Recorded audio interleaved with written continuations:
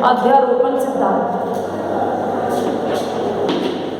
हिंदी वाले इंग्लिश में लिखते हैं, कोई नहीं इंग्लिश वाला कुछ ठीक। प्रिंसिपल ऑफ इतना समझाता होगा, इतना समझाता है।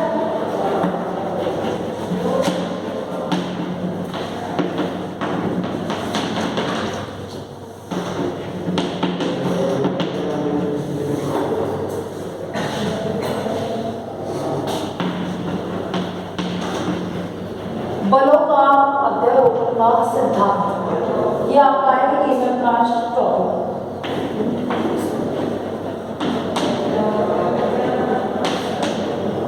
ठीक है,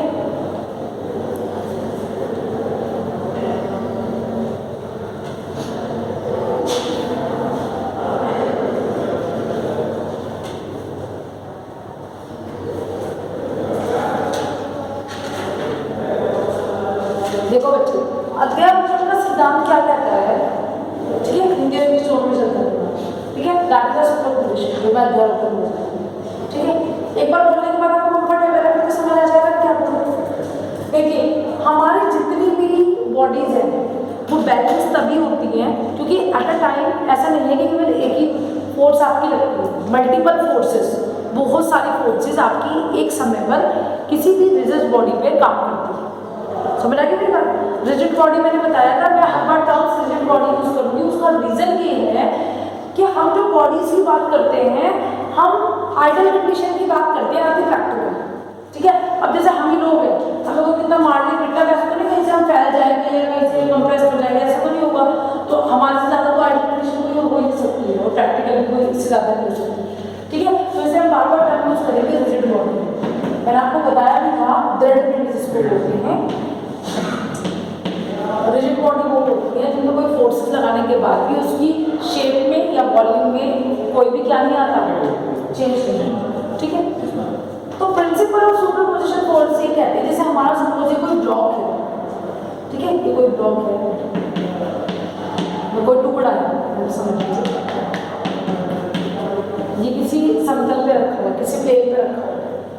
अगर इसमें एट अ टाइम कितनी भी फोर्सेस लग रही है, मैं कह रही हूँ इसमें जो फोर्स लग रही है, एक बी लग रही है और एक क्यू लग रही है। ठीक है, इस सी और क्यू की रिजल्टेंट फोर्स क्या होगी? आर होगी। ठीक है, आर, ये मैंने इसकी आर रिजल्टेंट फोर्स होगी। तो सुपरपोजिशन फोर्सेस ये कहती है कि अगर आपकी किसी रिजिड बॉडी पे, किसी दृढ़ पिंड पे अगर बहुत सारी फोर्सेस किसी बिंदु पर लग रही है, तो उसका जो रिजल्टेंट होगा वो इन दोनों के सम के बराबर होगा। मतलब जो रिजल्टेंट होगा वो इन दोनों के सम के बराबर होगा। मतलब अगर आप अलग अलग इफेक्ट देखो तो वो इस रिजल्टेंट के बराबर ही आएगा। जैसे ये कहो कि जैसे आपने बहुत सारी जैसे कोई पोंड है, कोई तालाब है आपने कोई टुकड़ा फेंका 3-4, तो सारी की सारी आपने अलग अलग वेव्स जा रही, लेकिन किनारे पर सारे साथ ही पहुंचे। समझ आ गया? तो वही वाली चीज है सुपरपोजिशन, अध्यारोपण सिद्धांत। समझ आ गया बच्चे? आपको सुपरपोजिशन प्रिंसिपल इसलिए याद रखना है क्योंकि आप आगे है ना, जब इलेक्ट्रॉनिक्स सब्जेक्ट्स पढ़ेंगे तो इस चीज का बहुत ज़्यादा यूज होगा सुपरपोजिशन का, और आगे बीटेक जब करेंगे कभी तो इन चीज़ों को बहुत यूज है सुपरपोजिशन प्रिंसिपल। अभी तो हम केवल बॉडी पे अप्लाई कर रहे हैं क्योंकि मैं ईएमएम पढ़ा रही हूँ, मैकेनिक्स पढ़ा रही हूँ। ठीक है, तो किसी बॉडी पे अप्लाई करना पड़ेगा। आगे जब हम सिग्नल अप्लाई करते हैं, एट अ टाइम अगर आपके कई सिग्नल एक साथ जा रहे हो तो उसका इफेक्ट भी क्या आएगा, उसके सम के रिजल्टेंट के बराबर आएगा। तो मुझे एक तरीके से यहाँ पे ये बोलना चाहिए कि R is equal to P plus Q। अब आई मेरी बात समझ? अगर मैं कहूँ कि मैंने 3 फोर्स लगाई तो P plus Q plus S, समझ आ गया? सुपरपोजिशन समझ आ गया? क्लियर? क्योंकि ज़्यादा वर्ड्स में समझाने से अच्छा प्रैक्टिकली एक बार समझो। ठीक है, इसको लिखो क्या कोई ज़रूरत नहीं है, इसको नोट कर लो।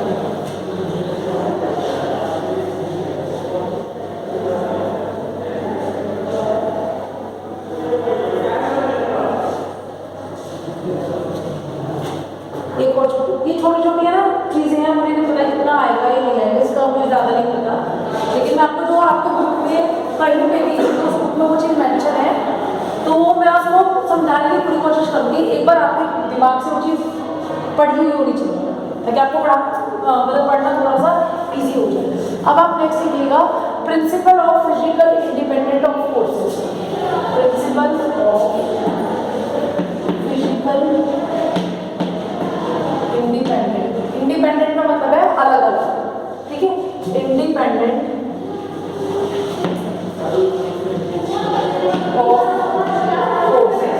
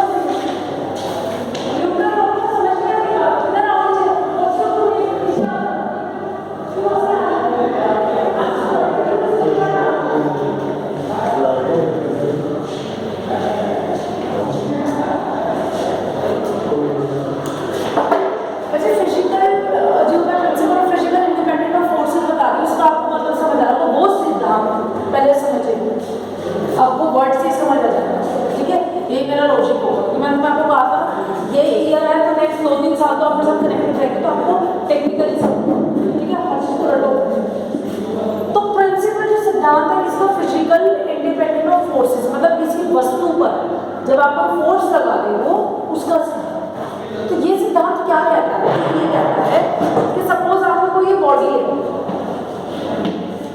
इस पे आपने एक फोर्स लगाई है, इस फोर्स को लगाने पर इसमें मूवमेंट होगी, ठीक है, तो यानी मैंने कहा इसमें एक्सेलरेशन, मैंने दिखा दिया पहली बॉडी पे पहली फोर्स लगाई एक्सेलरेशन यानी त्वरण, ठीक है, त्वरण उत्पन्न हुआ।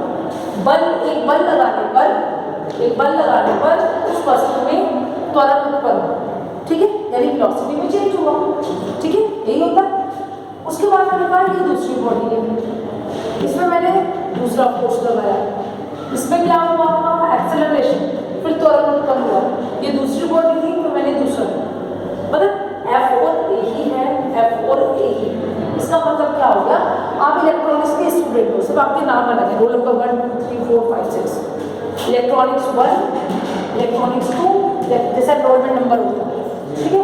तो पहली बॉडी में पहला फोर्स एक्सेलरेशन 1, दूसरी बॉडी दूसरा फोर्स एक्सेलरेशन। तो ये कहता है फिजिकल इंडिपेंडेंट ऑफ फोर्स के मतलब जो फोर्स होती है किसी बॉडी पर जब लगाई जाती है, चाहे तो वो कंबाइन लगे चाहे वो अलग लगे, वो एक्सेलरेशन उतना ही उत्पन्न करेगा चाहे दो फोर्स आप इस तरीके से लगा दो कि F1 भी लगा दिया आपने, F2 भी लगा दिया, पहले तो आप अलग अलग बॉडी में लगा रहे। अब आप कह रहे हो कि मैंने एक बॉडी पे जितनी फोर्स में इस वाली बॉडी में लगा रही, यानी एक टुकड़ा ये मान लो 5 किलो का, एक टुकड़ा मान लो 5 किलो और ये भी 5 किलो। अब पहले तो 5 किलो पे फोर्स 1 लगा रहे थे, एक्सेलरेशन A1 था।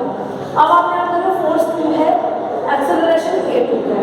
अब आप क्या कर रहे हो यहाँ पे? अब आप F1 भी लगा रहे हो, F2 भी लगा रहे हो, तो यहाँ पे एक्सेलरेशन भी A1 और A2, मतलब फोर्सेस अगर दो फोर्सेस लग रही हैं तो चाहे वो किसी पे कंबाइंडली लग रही हो और चाहे वो अलग अलग लग रही हो, उसका इफेक्ट हमेशा इंडिविजुअली रहेगा, वो उस इफेक्ट को खत्म नहीं करेगा। जितना A1 को इसमें सिंगल पे लगा रहा था इतना ही वो इस पे लगा रहा है। तो आपकी यहाँ पे वैल्यू ऐसे आनी चाहिए, F1 plus F2 is equal to A नहीं, F1 plus F2 is equal to A1 plus A। समझ आ गया मतलब? यानी फोर्सेस हमेशा इंडिपेंडेंट होती है, वो एक दूसरे से इफेक्ट नहीं होती, एक दूसरे पर निर्भर नहीं होती। समझ आ गया क्या?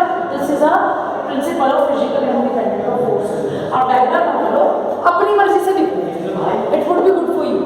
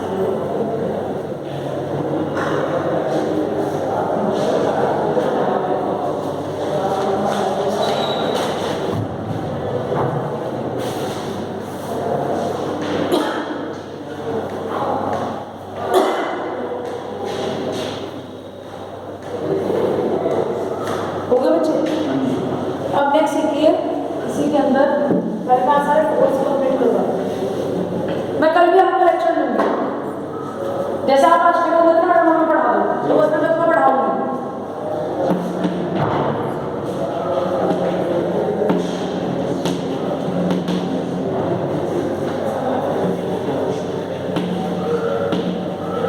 ट्रांसफरेबिलिटी का मतलब आप जो ट्रांसफर कर रहे हो, ठीक है, ट्रांसफरेबिलिटी ही वो वाली चीज है।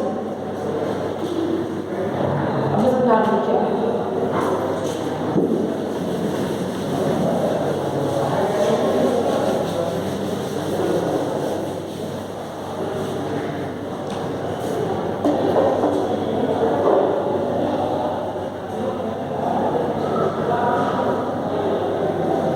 देखिए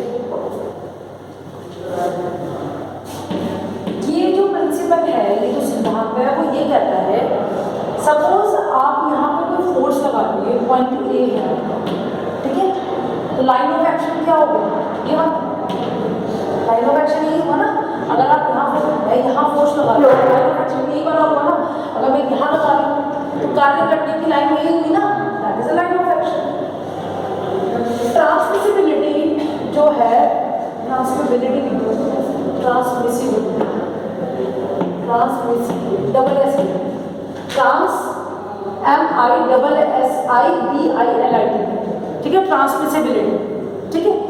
ट्रांसमिसिबिलिटी जो फोर्स का जो नियम है वो ये कहता है कि लाइन ऑफ एक्शन को, जरा सुनिएगा, लाइन ऑफ एक्शन को बिना चेंज किए, लाइन ऑफ एक्शन को बिना चेंज किए केवल पॉइंट ऑफ फोर्स को चेंज करके, केवल लाइन ऑफ फोर्स को बिना चेंज किए, लाइन ऑफ फोर्स को बिना चेंज किए केवल point of force, applied point of force को, जो आप फोर्स लगा रहे हो उसको चेंज करके हम क्या कर सकते हैं, अपना क्या कर सकते हैं, फोर्स जो आपकी इतनी फोर्स आएगी, इतना एक्सेलरेशन आएगा, उसको बिना इफेक्ट किए हम क्या कर सकते हैं, पॉइंट ऑफ फोर्स को हम क्या कर सकते हैं, चेंज कर सकते हैं बिना लाइन ऑफ एक्शन के। वो कैसे, जैसे मैंने कहा कि यहाँ पे आप फोर्स लगा देते हैं F, ठीक है, एक्सेलरेशन आ रहा था A।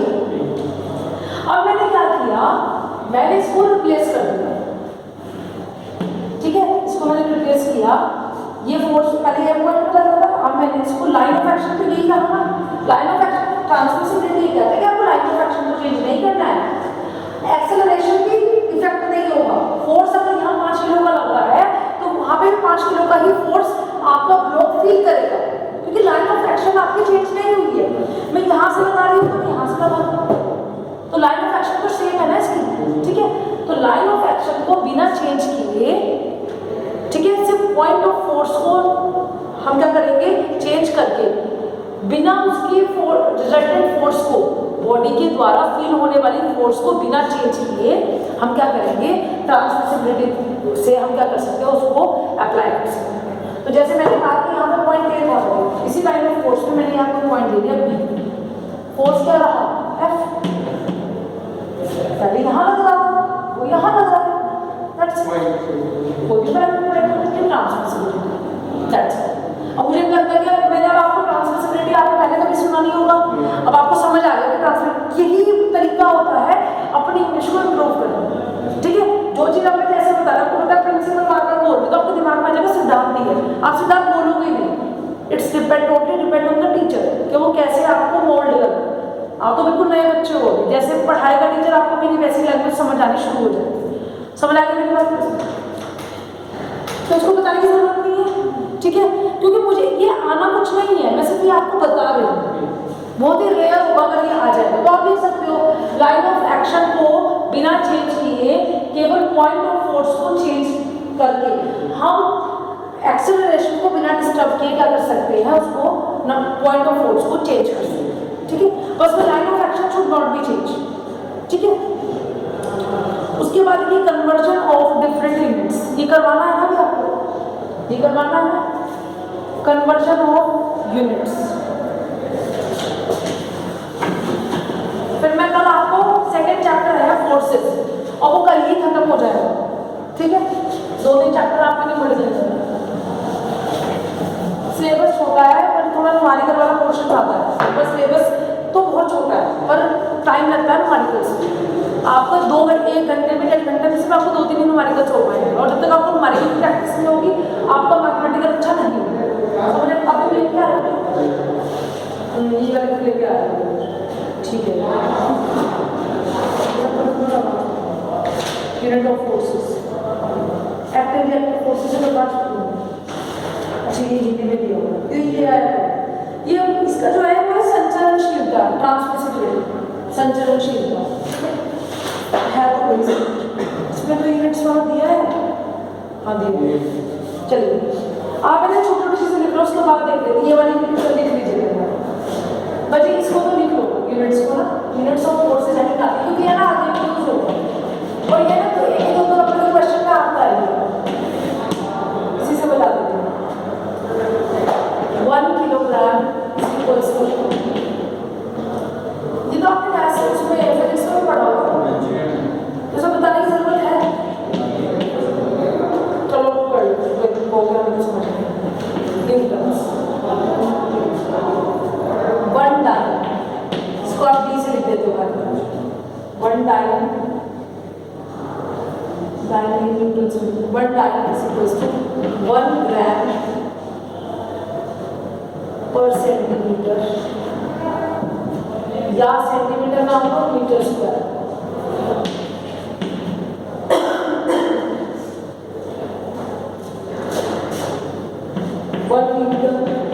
एन का मतलब न्यूटन से, 10 की पावर 5 डाइन, मैं डी से लिख दूंगा डाइन। क्या कंफर्म करना है तुम्हें? मैम हम 4-5 लोग हैं, पढ़ना है हम लोग कैसे कुछ वाले मैं कल पढ़ना तो है, मैं कल मैंने हाफ एडर समझा था, मैं सबट्रैक्टर और फुल एडर समझा रहा, वो कल ही समझ। ओके, और आज नहीं है, अब मैं वीडियो अपलोड कर दूंगी, वो देख लेना बस, ओके, उसी से समझ आएगा, वरना फुल सबट्रैक्टर डायग्राम बनाते रह जाओगे। आज भी अपलोड हो जाएगी कल ज़्यादा। 1000 मीटर का मतलब क्या होगा, उसके किलोग्राम्स के बराबर होगा, ठीक है।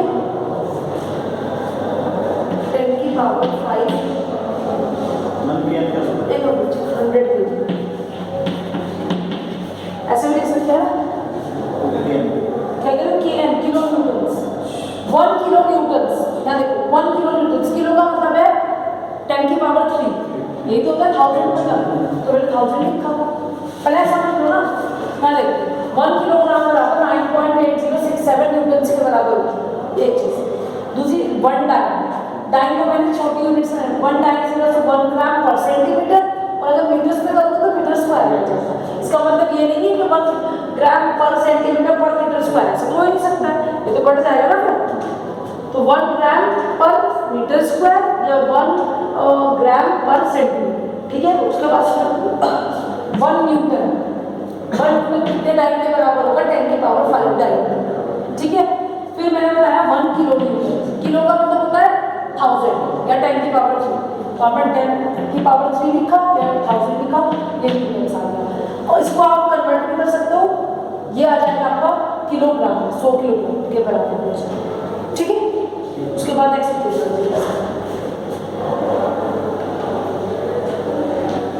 ये है 1 मीट्रिक ml, 1 मीट्रिक न्यूटन, ये आ जाएगा आपका 10 की पावर 6 न्यूटन, डबल हो जाएगा ना किलो का मीट्रिक 6 न्यूटन, ठीक है। इसमें कन्वर्ट करोगे 10 की पावर 5 kg, फिर 1 ton, 1 ton is equals to 1000 kilogram,